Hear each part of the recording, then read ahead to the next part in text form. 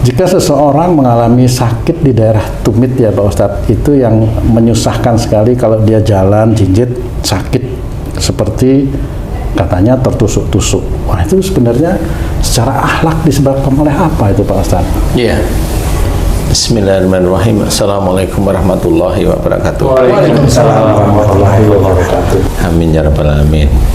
Iya memang ini agak susah-susah gampang untuk menganalisa, tapi insya Allah alhamdulillah sudah banyak sekali pasien yang sakit pada tumit yang seperti ditusuk tersebut itu diberi kesembuhan oleh Allah Ta'ala ya.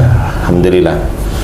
Nah memang ini kalau dibilang itu asam urat, tes darah bukan asam urat, bukan kolesterol, tapi kok tumitnya sakit, setiap pagi sakit sampai siang, sampai kadang seminggu, kadang 2 minggu, kadang 1 bulan nggak sembuh-sembuh di tumit. Jadi jalannya itu selalu pincang gitu Pak.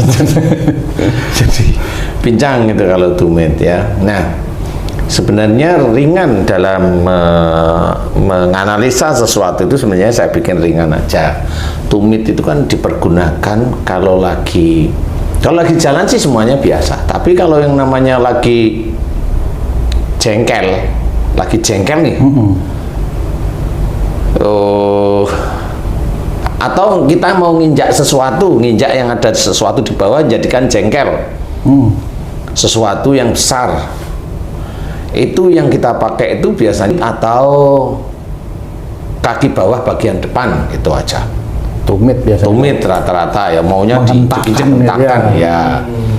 Nah sebenarnya proses kejadian sakit di tumit itu sama seperti keinginan kita tadi. Inginnya itu menghentakkan kaki sehingga sesuatu di bawah itu entah pecah, entah sakit, entah apa seperti itu ya, dengan marah yang membara lah. Kalau dia marahnya nggak membara bukan tumit. Bukan tumit. Kalau marahnya biasa paling malah ngomong. Jadi tidak menghentak. Dia tidak menghentak, dia hanya ngomong aja. Nah, kalau tumit ini berarti ada marah yang kuat dan bisa dikatakan ada kebencian, ada dendam, ada kebencian yang kuat. Walaupun belum tentu benci ini muncul melalui kata-kata. Ya, itu punya istilahnya punya sifat bencinya lebih kuat. Istilahnya, jadi marah dan benci itu langsung bersanding bersamaan. Kalau marah itu dia sekejap bisa atau beberapa waktu bisa, tetapi benci itu bisa dampingin marahnya. Jadi seorang benci itu kan nggak harus marah, nggak harus marah. Tapi dulu pernah marah, tapi kalau sekarang benci ya nggak harus marah. Tapi masih tetap benci? Iya benci masih. Tapi nggak marah? Enggak. Dendam maksudnya satu. Ya dendam itu. Nah orang yang sakit pada tumit insya Allah punya karakteristik seperti itu. Kalau marah maunya nginjek beneran gitu. Jadi beneran istilahnya. Jadi kalau dendam itu inget aja. Umpamanya saya dilengserkan oleh atasan saya persis. Dari kapro menjadi deputi. Itu bukan Pak Ustadz. Siapa itu? Pak Ustadz. Siapa? Saya. Itu bukan Pak Ustadz, temannya Pak Ustadz. Temannya saya. Itu hari itu seminggu, sebulan, 2 bulan, 3 bulan itu masih jengkel aja. Nah, jengkelnya inilah memunculkan benci sebenarnya. Jadi nggak harus keluar ya Ustadz ya? Nggak harus ucapan ya? Enggak, kalau keluar malah dinonaktifkan. Dinonaktifkan, nggak diproyek. Kalau nggak diproyek kan nggak ada mel ya. Nggak bisa nggatai Basboro kan begitu ya. Jadi dia diem, dia kan ngikutin mamanya. Kalau saya seperti itu, saya itu terus mikir sehari-hari, bukan apa kesalahan saya, tapi kenapa saya diginiin ya gitu ya. Jadi nggak pernah introspeksi saya nggak introspeksi tentang kekurangan saya atau ini, tapi maunya menonjolkan ego, menonjolkan bencinya, menonjolkan dendamnya. Nah di titik itulah bisa besok-besoknya keluar di ya tumit. Besok-besok nggak harus hari itu, bulan itu enggak. Iya, iya. Nanti akan sama lagi umpamanya saya aja dulu deh ya. Saya kalau jengkel sama istri saya itu umpamanya WA-an ngomong lewat WA itu tuh langsung saya matiin, sudah saya geletakin. Itu kan jengkel sekali saya jadi. Ustaz, itu contohnya Ustadz emang bener Ustadz suka Umpama Di sini ada 3 laki-laki. Ini udah gemeteran semua. Kalau saya kalau jengkel mau umpama sih. Kalau jengkel sama istri sampai menggebu dan nggak ngomong mamanya. Nah itu kan bisa. Jengkel itu mamanya kenapa? Kok aku aja disuruh? Dia yang nganggur malah nggak jalani, malah aku lagi lah. Itu kan jengkel itu. Umpama aku. Ya kalau Haji J sama istri kan nggak berani Ji. Iya. Kalau Kan Haji nggak J berani. kayaknya nggak pernah sakit tumitnya Pak Ustaz. Nggak pernah dia. Dia nggak ada dendam. Dia sakitnya itu di mana ya? Di sini kan Haji J. Gitu. Jadi umpama seperti itu. Nah nanti kalau saya itu akan tumit, akan sakit. Ada benci yang kuat, dendam, jengkel, marah, ego jadi satu ya di titik-titik itu. Tinggal milih mana yang keluar. Marah yang kuat yang menggebu ya di situ nanti keluarnya. Itu porsinya lebih besar di keluarga atau di tempat kerja atau lingkungan lain itu Pak? Jadi gini, sebenarnya di keluarga sama tempat kerja ini sama. Sama, sebenarnya sama. Cuma kesalahan ini di titik mana? Nah, biasanya kesalahan kalau itu di keluarga lebih besar, umpamanya kamu tung sama istrimu, itu lebih besar daripada kamu sama temenmu atau anak buahmu. Umpamanya. Karena pada saat kamu dengan anak buahmu kan, kamu tinggal marah selesai. Bener. Kan gitu. Iya. Tapi kalau kamu sama istrimu marah, lah itu kan istriku akan kembali lagi kan gitu. Betul. Ketemu besok lagi, jengkel lagi. Nah itu kan nggak selesai jadinya. Jadi sehingga prosentase di keluarga itu sebenarnya lebih besar. Tapi bisa aja lebih besar di pekerjaan kalau mamanya kamu di pekerjaan itu selalu kamu merasa dolimi mamanya. Nah itu juga kamu akan kalau ketemu dia lagi jengkel lagi, ketemu dia lagi jengkel lagi seperti itu. Kan mirip kalau ketemu dengan istri. Ya seperti itu. Tinggal nanti prosentasenya banyak di mana. Kalau banyak di istri ya nanti di kaki, kalau di keluarga ya di tangan. Kalau di keluarga ya di kaki, kalau di pekerjaan ya di tangan, posisinya seperti itu. Tapi kalau udah dendamnya tidak melalui pekerjaan, dendamnya itu secara pribadi ya sama ditumit. Gitu. Dendam secara pribadi itu ditumit nanti. Tapi kalau jengkel di pekerjaan, wah aku padahal aku nggak ini wah itu nanti di tangan. Seperti itu. Kalau nggak di tangan dirusuk. Tapi intinya, insya Allah itu biasanya dari marah yang menuju ke arah kebencian atau menuju ke arah dendam sama aku seperti itu. Ustaz, lanjut ya Ustaz. Kalau posisinya Ustaz di tumit kanan sama di tumit kiri ada bedanya nggak Ustaz? Ya tetap insya Allah ada bedanya. Kalau di kanan itu biasanya dia apa yang dikerjakan itu kelihatannya baik, kelihatannya baik gitu ya. Saya nggak bilang itu baik beneran, kelihatan aja di titik baik. Kalau di kiri ya apa yang dikerjakan itu ya nggak baik gitu. Kalau mamanya yang sering itu sakit yang di kanan aja, mamanya ya kelihatannya yang dikerjain itu ya baik, tapi penuh dengan jengkel, emosi, marah dan kenapa saya yang di kanan kok kiri enggak? Ya belum aja. Belum saya. Kalau kanan itu sakitnya udah pincang-pincang, yang kiri bisa nggak jalan besok. Bener, ngesot biasanya tuh bisa itu karena sakit dua-duanya kan. bisa bukan suster ngesot, kontraktor ngesot. Kapro ngesot ya. Bisa saya punya cerita juga waktu saya masih aktif di kerjaan. Bukan istrinya teman ini, bukan ya? Teman. Teman.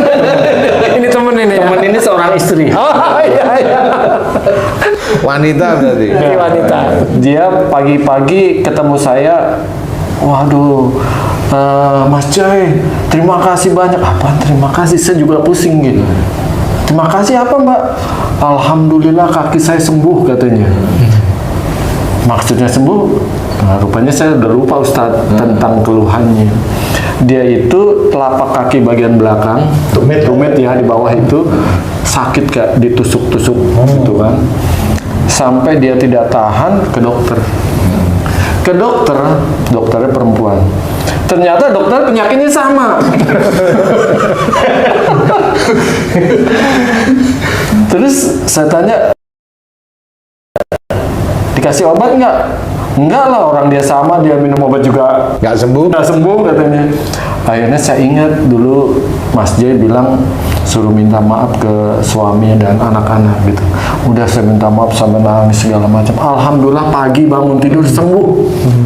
Nggak sakit lagi. Makanya saya pagi-pagi saya nemuin Mas Jay ini katanya. Oh alhamdulillah, alhamdulillah. Tapi itu dijaga, jangan sampai lupa lagi. Berarti seperti itu Ustaz. Ternyata. Ya memang mirip seperti itu Ci. Jadi kaki itu insya Allah berhubungan dengan persoalan-persoalan keluarga, tinggal mana titiknya sakit seperti itu. Jadi itu sebenarnya alat untuk mengingatkan kita aja agar kita itu masih ada kesalahan di hadapan Allah. Kalau ada salah ya mohon ampun pada Allah. Kalau salahnya tinggal lihat pada siapa ya, sering begini. Kalau sama suami atau sama istri ya minta maaf, serius kan gitu ya. Jangan hanya minta maaf tok nanti diulang lagi. Jangan minta maaf tok nanti diulang lagi, ya janganlah di situ. Karena proses untuk mencapai, sebenarnya hidup di dunia ini kan sebenarnya khusus bagi orang muslim ya, itu kan yang dicari sebenarnya surga. Nah sebenarnya alat untuk mendetek bahwa kita itu masih banyak salah dan dosa itu di hadapan Allah itu ya tubuh kita itu sendiri. Jadi kalau istilahnya Allah sudah menceritakan dalam Quran ya, salah satunya dalam surat As-Sajdah 2 saya ceritakan, wala nutikannahum minal adabil adna dunnal adabil akbari la'allahum yarji'un. Nah, di sini yang harus kita ketahui adalah bahwasanya Allah itu akan memberikan, ditimpakan siksa kecil di dunia kepada mereka sebelum siksa besar di akhirat. Yang harus kita ketahui bahwa ini pun tetap dibahas oleh Allah Ta'ala dalam Quran. Berarti kalau kita itu sakit, kita difahami bahwa sakit itu atau siksa kecil, sakit dari mana? Dari perbuatan kita sendiri. Ayatnya jelas, wa ma asabakum min musibatin fa bima kasabat aydikum. Apa saja musibah yang kita terima atau sakit yang kita terima itu disebabkan dari buah tangan kita sendiri. Nah sebenarnya kalau sudah kita fahami, ayo kita kembali mohon ampun kepada Allah Ta'ala. Nah yang banyak orang tidak tahu adalah kalimat belakang dari As-Sajdah tadi, wala nutikannahum minal adabil adna dunnal adabil akbari la'allahum yarji'un. Nah, la'allahum yarji'un inilah sebenarnya obatnya. Dan Allah akan menimpakan kepada mereka siksa kecil di dunia, yaitu sakit, sebelum siksa besar di akhirat, yaitu masuk neraka. La'allahum yarji'un artinya agar mereka kembali ke jalan yang benar. Nah, sebenarnya diceritakan di kehidupan sekarang itu ada orang sakit, besok sakit itu kalau nggak dibereskan kembali pada syariat Allah akan masuk neraka. Makanya agar mereka kembali ke jalan yang benar ini apa? Jalan yang benar itu apa? Satu Quran, satu As-Sunnah Rasulullah Muhammad SAW. Nah ini yang harus kita fahami. Jadi sebenarnya kalimat di atas ini dengan la'allahum yarji'un ini bisa menjadi obatnya, yaitu taat kepada Allah, atiullah wa rasul, taat kepada Allah dan taat kepada Rasul ini harus dimengerti. Makanya pelajaran akhlak, pelajaran sakit pun sebenarnya harus kembali kepada Quran dan Sunnah sebenarnya. Jadi jangan dianggap remeh. Kalau memang itu dianggap remeh ya monggo. Kalau ibaratnya kita mendengarkan salah satu hadis di surat Yasin bahwa nanti tangan dan kaki akan menjadi saksi, ya sama. Saksi itu apa yang kita kerjakan? Ya betul, yang ngomong itu insya Allah akan malaikat yang mendampingi. Kaki itu juga sama, kalau ada sakit ya nanti malaikat itu akan cerita sakitnya karena ini, Kan seperti itu. Kalau ibaratnya dia itu banyak dosa tapi Allah belum memberikan sakit karena memang dia tidak emosional mamanya, ya memang dia nggak sakit tapi dia banyak dosa, ya tetap aja malaikat tetap akan membawa catatannya mereka. Jadi jangan dianggap remeh bahwa sakit itu hal biasa kemudian taruh di rumah sakit sembuh. Nah, akhirnya orang muslim itu akhirnya lupa bahwa orang muslim itu harus kembali ke jalan Allah. Jadi tidak bisa sembarangan. Kalau ke dokter boleh, ya boleh namanya ikhtiar. Tapi akhirnya apa? Kalau dia sakit pasti ke dokter. Nggak mau yang namanya sakit, mohon ampun. Jarang sekali muslim yang paham. Karena dianggap sakit itu menggugurkan dosa. Loh, ya emang boleh, tapi dosa yang mana nih? Dosa yang mana nih? Jadi apakah sama dosa umpamanya seorang ustadz atau ulama atau kiai dengan dosanya orang yang nggak pernah sholat atau sakitnya ulama atau kiai dengan sakitnya itu sama-sama menggugurkan dosa, padahal dia sendiri bertobat aja nggak pernah, sholat aja itu ya jarang, sangat jarang sekali, tidak menghargai orang, masa sama-sama menggugurkan dosa. Dari titik mana menggugurkan dosa? Kalaupun ulama atau ustadz, ya wallahualam kita nggak tahu. Intinya kalau memang itu akan kembali ke jalan Allah, mudah-mudahan itu akan dimudahkan oleh Allah Ta'ala. Jadi caranya bagaimana? Kalau memang tumitnya sakit, belajarlah fahami. Berarti ada marah yang terselimuti dengan benci atau dendam kepada seseorang. Kalau itu seminggu, 2 minggu, 3 minggu nggak sembuh, insya Allah itu dendamnya kepada siapa?